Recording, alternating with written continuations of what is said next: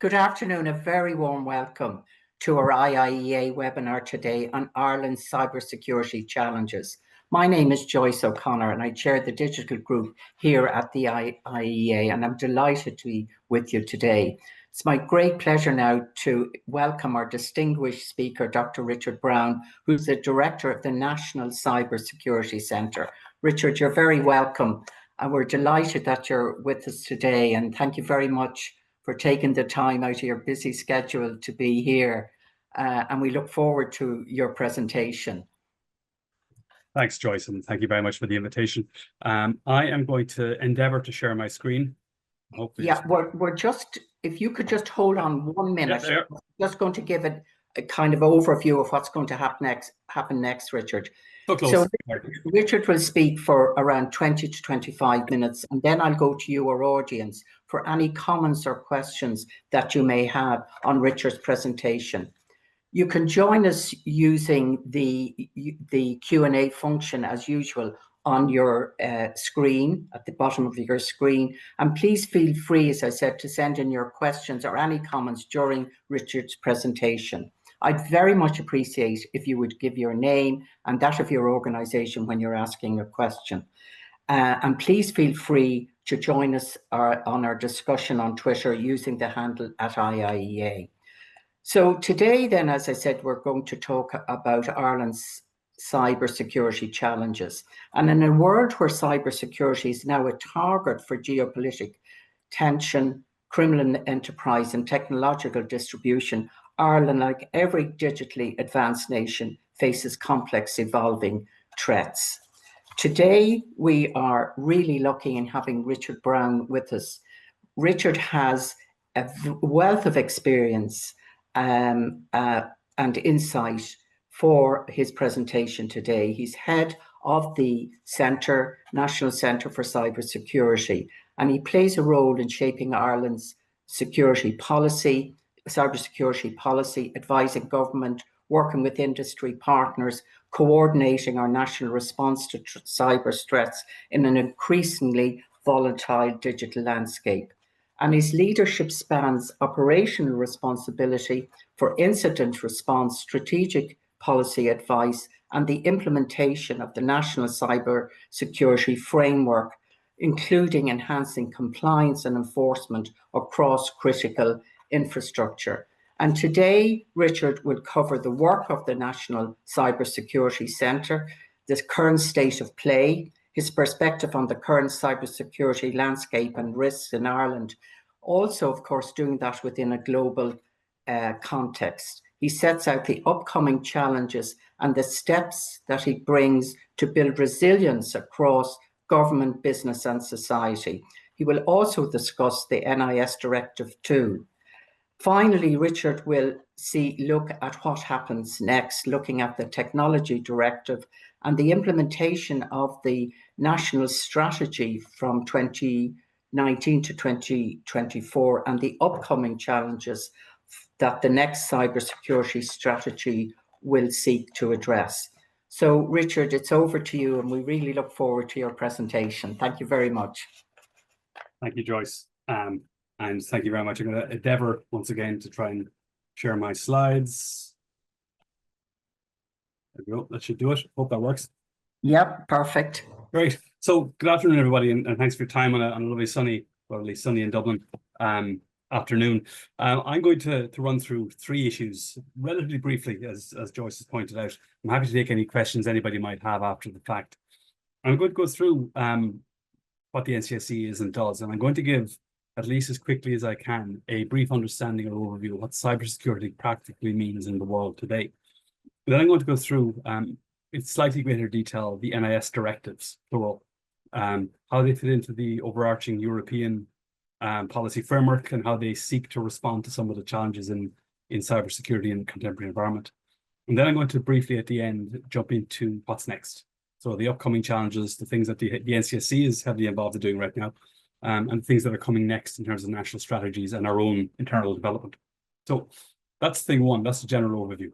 So to begin with, introduction and overview. So the NCSC has currently, we're working on the basis of a 4-year plan out to 2028 with 5 strategic objectives. The first of these is to protect and defend against threats in the cyber domain. We do that by monitoring, detecting and responding to incidents. We do that by responding to incidents that are reported to us. And we do that by a number of other means, which we come to in a moment.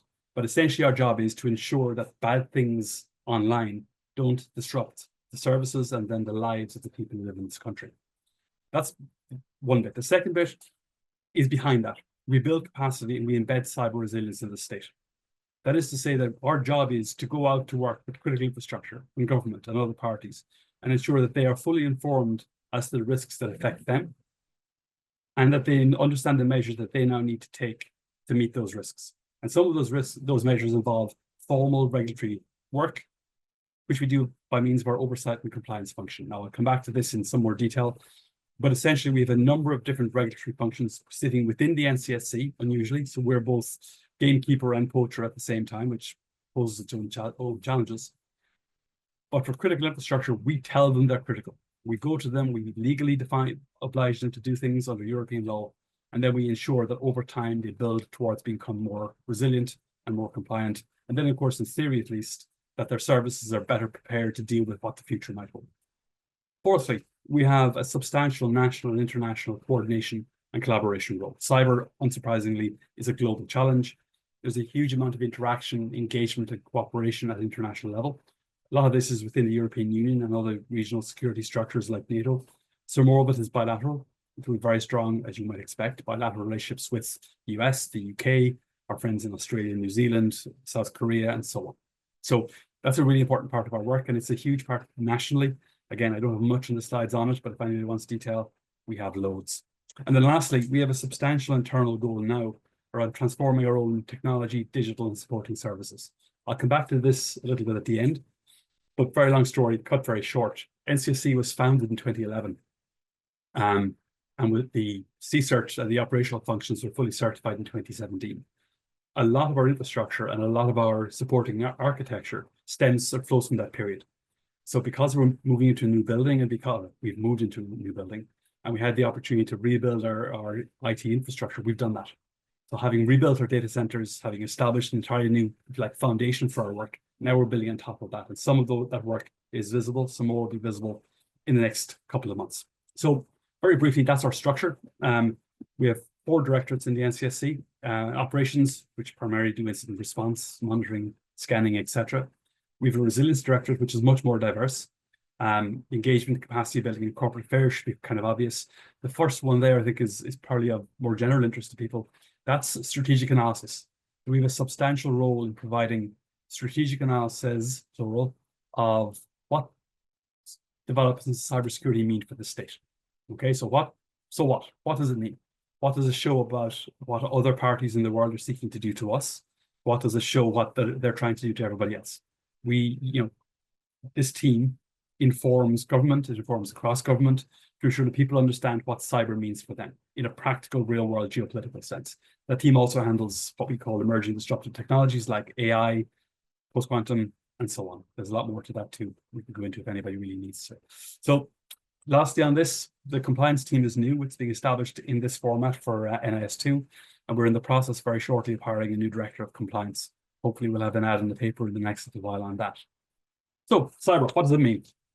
Everybody generically understands what cybersecurity is. It's the fact that we've built this global constellation of devices and networks, and then over time we've come to rely on the devices connected to those networks for everything that we do, for everything from our banking to our critical infrastructure like electricity, water, and so on, but also to our personal lives, to our interpersonal communication, to the services, to our government. It's everything.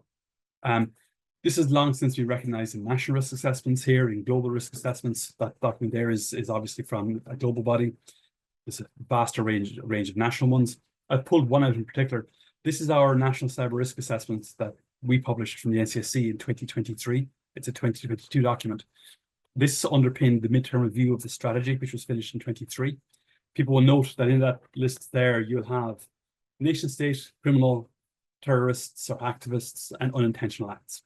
Okay, and the red, obviously, red, amber, green, yellow refers to the seriousness of the incidents. It's self-explanatory. Governments are vulnerable to particularly espionage, data manipulation, and from other governments. But then you have everything else applies to everybody. So you can have situations where charities, small groups can be subject of state-led attacks. You can have situations where very high-tier targets like governments can be subject to attacks from low-tier actors. It is literally limitless. And of course, the other thing to keep in mind in all of this is, don't forget Agent Murphy. Murphy's Law applies, in other words. This time last year, we had a substantial global incident, and I'll come back to it in detail in a second, around a CrowdStrike update. So this was a cybersecurity company pushing an update to thousands of customers globally, but it bricked machines. So it shut airports, it shut banks, it shut government departments because it pushed a bad update. That was a cybersecurity incident. It caused real disruption. There was no bad actor. It was just an accident. And by many analysis, up to 80–90% of cybersecurity incidents are just that. They're accidents. So don't forget Murphy's Law. Okay, really quickly, deep dive, and this is going to get geeky for a minute, so forgive me and bear with me. Cyber risk isn't binary, okay? It's not something that happens or doesn't happen. It's not something that there's an on-off switch, despite the fact that it's fundamentally digital in nature. Cyber risk is amorphous and fluid, it's asymmetric, and it's geopolitical and arbitrary. Metaphors matter here. We're used to thinking of, some of us, those of a particular vintage, of security issues as being like the scene from The Seventh Seal, like this metaphor for nuclear war, that it's either we're going to have a conflict or we're not, that you're going to have, someone is going to use cyber or they're not. Sorry, I have lots of more arcane metaphors for this, but in simple terms, cyber isn't like this cold, ascetic conflict. Cyber is much more akin to a bar fight in an old Western, where everything happens all the time. And the only real question is, what is the level of force that is brought to bear in that fight? So don't think of this as a ascetic, cold chess with death. Think of this instead as a bar fight in an old Western, with somebody playing honky-tonk piano in the background. It's a good metaphor. I'll explain why. First of all, cyber is all about risk asymmetries. So in the first instance, it's about the socialization of private risk. It's about the globalization of national risk, and it's about the proliferation of supply chain risk. Again, in slightly more detail, key societal functions now rely on network information systems, that's the EU language for cybersecurity systems, provided and sometimes operated by private operators. So those private companies have gone off and done things, but because they now provide services to us as individuals or to the state, their risks are now our risks. We're dependent on them. They're not critical infrastructure, in other words, but they prefer not to be considered as such because that brings burden. And some of those risks are very much in the national security space. Their risks are now vulnerabilities that are there to be exploited by states and other parties who would wish to damage not just individuals or companies, but the state as a whole, the country. Now, this seems like a throwaway remark. It's much worse and it's much more complex than this. That's true, it is. This is a very high-level approach. Secondly, this involves the globalization of national risks and the nationalization of global risks. So these risks are inherently multinational in nature and sometimes global, and they depend on vendor supply chains. These supply chains span different sectors and leave nested and dendritic vulnerabilities. That means to say that you could have a sector which is dependent on, even though you may not know it in the country, on an actor with a vulnerability several steps down a supply chain, which might be 3 countries distant from you. So you might be reliant on a vendor which is based in a different country, but that vendor themselves might have a software or supply chain vulnerability in a 3rd, 4th, or 5th country. So this gets much more complex than just that guy over there has fallen over. That person, your immediate vendor, may not even know they have a problem. And vulnerabilities and tools are therefore universally shared and all often in real time. In other words, someone compromises a system, a service, breaks something somewhere, you may not have any warning. It might fall over instantly. So this is obviously a dramatic problem for states. And lastly, supply chain risks apply to processes, products, and services, and to people. So cyber is not just a simple, issue of malware or code. It's a much more diverse, complex set of systems. And also they can be global in 20 minutes. The CrowdStrike incident took 15 minutes to become a global issue. That's cybersecurity. State of play really quickly, and I'm conscious that we're already 11 minutes in.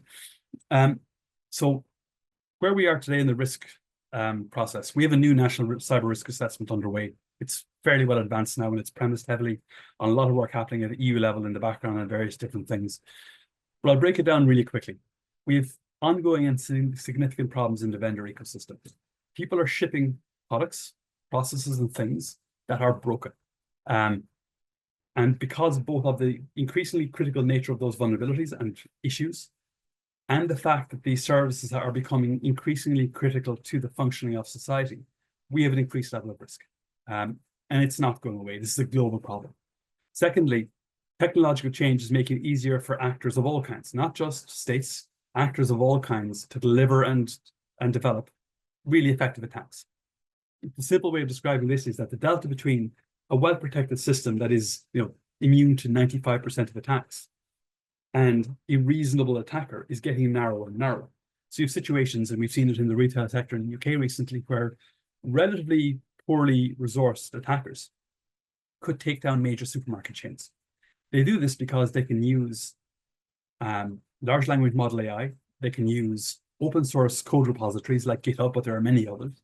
They can use a well-developed criminal ecosystem to pull together different tools to create dynamic, dangerous attacks, which means that even if you're well prepared, you now have an increased level of vulnerability. And lastly, the geopolitical environment has fundamentally changed. Some of this is very obvious. We know that there's been a major war in Europe since, at the very least, since February 2022. We know that the implicit barriers to state action are lifted, and we have a broader range of offensive cyber activities being undertaken by threat actors, most notably China and Russia. The China thing is important. If you look at what happens in the US with Salt Typhoon, Volt Typhoon, and Flax Typhoon, I won't give you the details, look them up. Each of those are substantial, dramatic cybersecurity incidents, each of which demonstrate very openly that some states no longer care about being caught, and they're willing to engage in what would otherwise be regarded as highly escalatory activities. So the world has shifted under our feet. We're focused on, obviously, on what's happening in Europe, but in a broader sense, the world is becoming much more dramatic and much less safe. So moving on. So what's happening? So focusing on the NIS directive, NIS 1. This happened in 2016, entered into Irish law in 2018.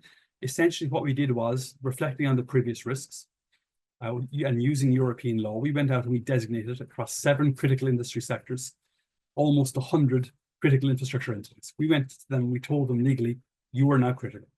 There's a second category of digital service providers. Let's not worry about that. It's too much detail at this point.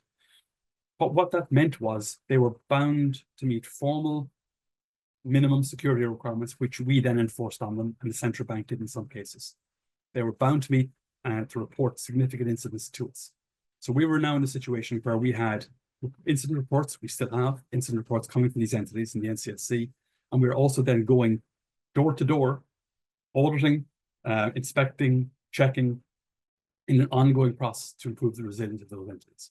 So that's 100 odd, and then there's 25 more-ish in DSP space. Again, let's not go into it.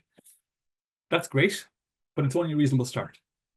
The EU in the intervening period, so NIS originally was 2016, we've 5 more specifically cybersecurity pieces of legislation, and then a whole range more like the SA, AI Act, and so on, which all have an involvement.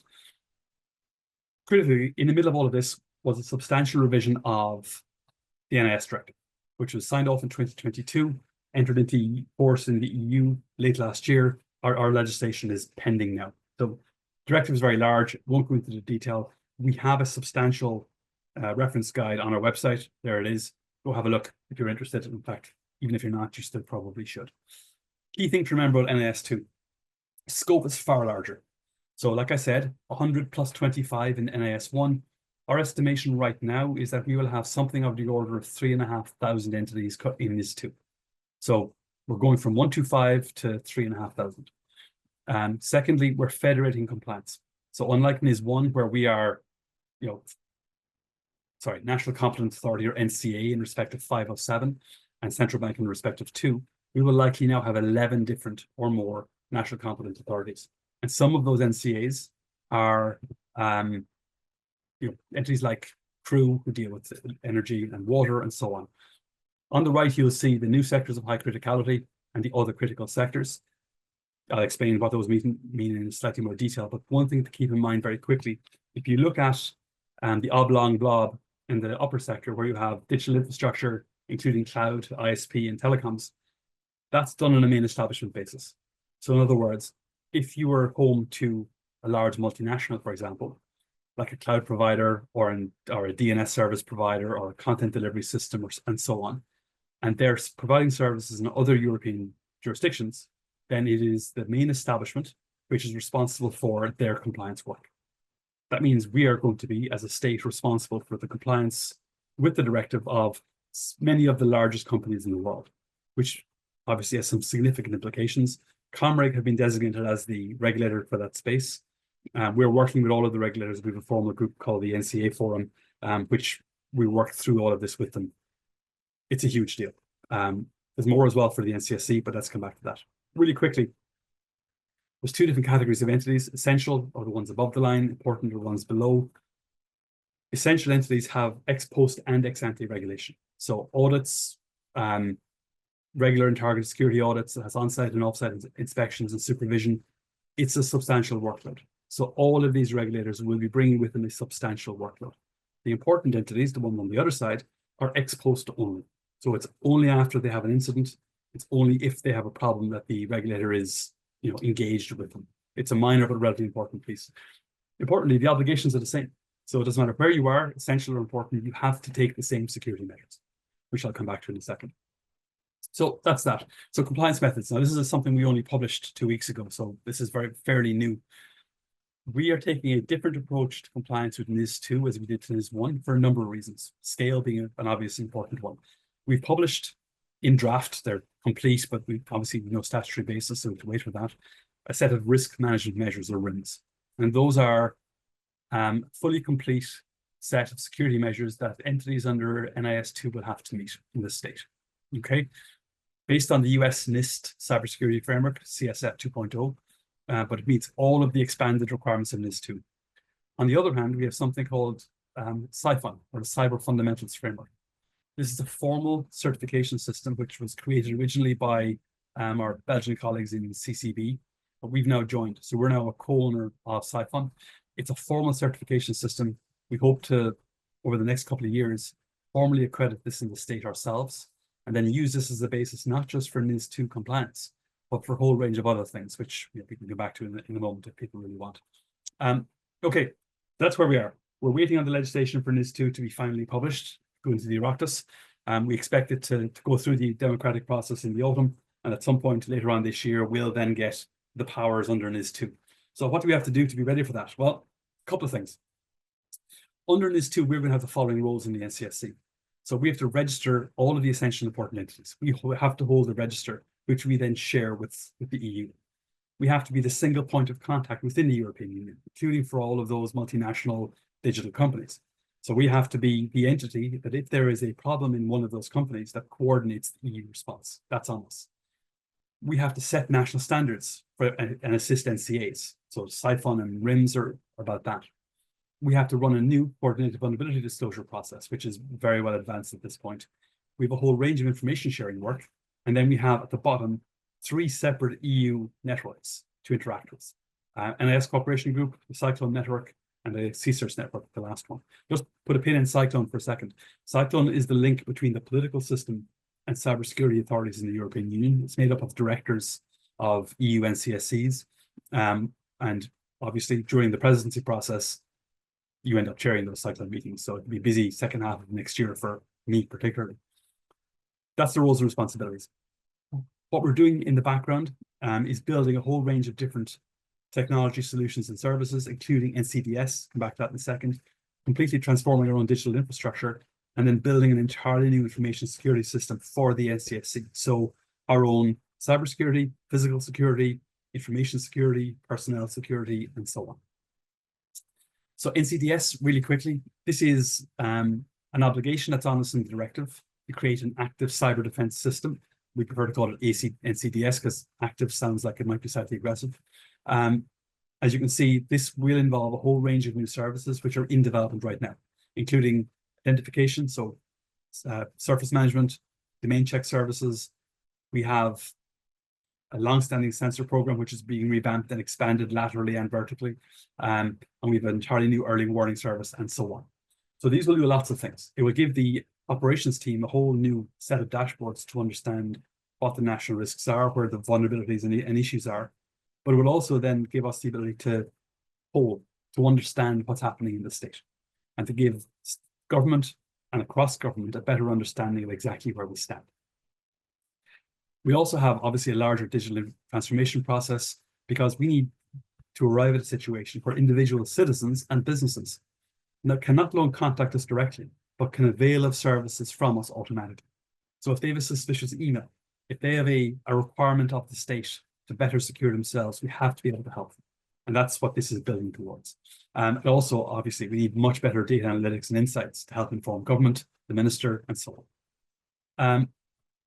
We also, because the ops team has been accredited for nearly a decade at this point, we're completely reviewing how we do our operations functions. Some more of this will, in the next slide, I'll refer to again in a second. But essentially, the ops team are now getting a whole load of new tools and a whole lot of new information and new legal capabilities. We have to make sure that we manage all of those properly, not just so that we remain secure ourselves, but also so that we can stand over the governance of everything that we do. On the passage of the new legislation, NCSC will fall under the opposite of the independent examiner. So we have an existing standing oversight arrangement that we will have to continue to meet. And that's what this is about. And then lastly, and I'm pretty much on time, we have a new national cybersecurity strategy. So to rehearse quickly, the first strategy was written and published in 2015. The second one in 2019. There was a substantial review in 2023, which really amounts to a new strategy in and of itself. And now we're going again. This has been drawn up by the cybersecurity policy team in the Department of Justice. They have substantial amount of work done on this already, and hopefully there'll be a public consultation before year end. But this will set out our tasks, once it's approved by government, for the next couple of years. So everything we're doing has to build towards the understanding that it might all change. So that's me. I'm happy to take any questions. This is a whistle-stop tour. Giving academic lectures on this, I try to narrow it down to under 2 hours, not always successfully. So there's lots of questions there to ask.